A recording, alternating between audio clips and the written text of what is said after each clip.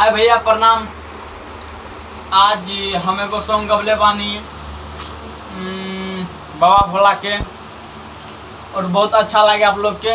अभी गबले बानी और अभी सुनावा तनी, और सब साथी और बा हमर शंकर भैया भी बा, और भैया सब बा, छोटू भैया बा, सब भैया बा। देखी और सुनी, प्यार दुलार दी।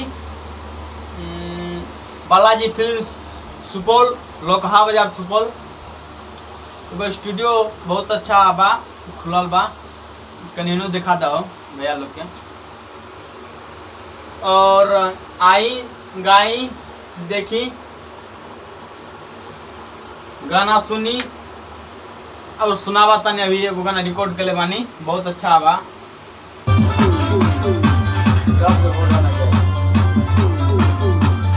Music by DJ I